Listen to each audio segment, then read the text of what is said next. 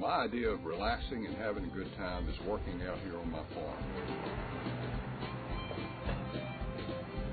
If what you do to relax and have a good time has been ruined by injuries you've received in a motor vehicle accident, give us a call. We know what to do to help you.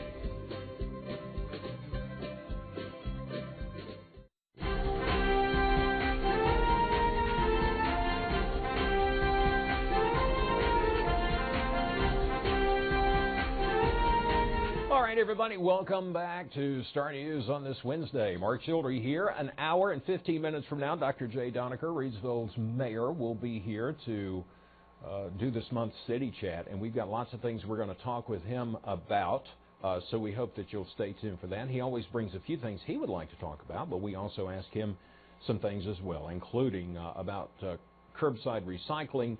We know that Rockingham County's going to it, Eden's going to it as well. Well, now the city of Reidsville will offer it as well, and we'll talk more about that. And we'll also talk about budding future, which some people love, some people hate. It just depends on your view of what it's all about. So we'll talk about that too coming up in about an hour and 15 minutes, so stay tuned to Star News. Now let's take a look at news from across the region and the state of North Carolina. The Guilford County Sheriff's Office is reporting that there are several locations being investigated that could be tied in with the buying and selling of stolen property.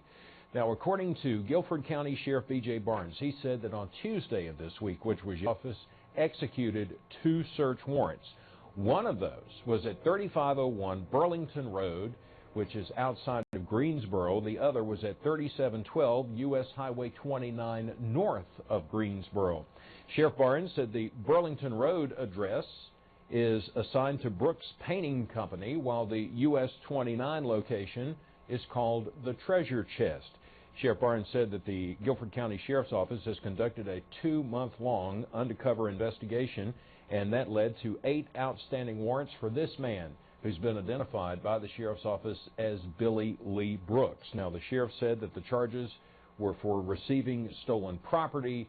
That's a felony charge in the state of North Carolina. The sheriff said his detectives will be following up over the next few weeks to determine who that recovered property belongs to. So, again, Billy Lee Brooks with 8 outstanding charges of receiving stolen property. Those are felony charges. If you have any information that can help investigators, you can call the Crime Stoppers program at 373-1000. That's 373-1000. Guilford County Crime Stoppers pays up to $2,000 for information that leads to an arrest and conviction. The North Carolina Department of Correction, which is a division of the North Carolina Department of Public Safety, has announced that an inmate who was serving life behind bars for killing a police officer took his own life. According to prison officials, inmate Scott Seco was found unresponsive in his cell on Tuesday morning at the Scotland Correctional Institute. Medical staff there at the prison and paramedics were unable to revive Seca, and he was declared dead. Now, the department said his death was the result of an apparent suicide. The Scotland County Sheriff's Office is in charge of that death investigation.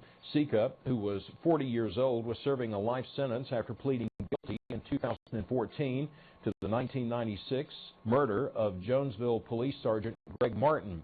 Martin was shot 6 times on October the 5th of 1996 during a traffic stop on I-77 in Jonesville, North Carolina. He was 30 years old and married. He had a stepson, a daughter, and a 6-month-old son. Seco was arrested on October the 3rd of 2012 in connection with the shooting death of Martin. So again, North Carolina prison officials and those from the Scotland County Sheriff's Office now ruling that as a suicide. In other North Carolina news, a high school in North Carolina now has its own indoor. Let me try that again. That high school has its own indoor shooting range, and it's all thanks to the gun industry's largest trade group. Michaela Thurman from WRAL-TV in Raleigh has the story. 2 to 7. Sir, the range is hot. Armed with Daisy Pump air rifles, ROTC students prepare to take aim. Lane 1, are you good to go? Yes, sir. For the last 5 months, they've hand-built this 1,200 square foot Daisy Pump air rifle shoots pellets. What's school administrators say they can still be dangerous.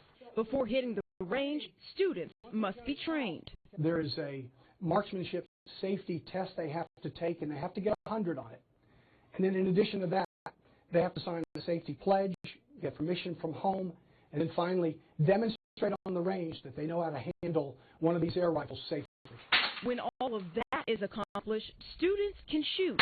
Right now, there are 4 certified ROTC students who say they're still very conscious of safety concerns. You go out there and you're relying on others. You have to have the trust in others that they're handling a weapon and they're not going to harm you, you're not going to harm this. And despite national conversations surrounding gun violence and school shootings, Commander David Wegman said community members shouldn't be concerned.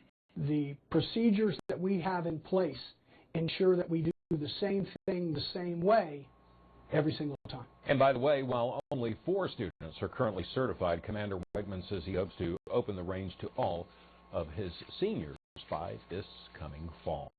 Coming up next, we're going to check with Charles Wells. We understand that he has covered an accident that's happened in the city of Danville. And while we have the attention of our Southside viewers, we'll tell you about a new refueling station that was dedicated on Tuesday.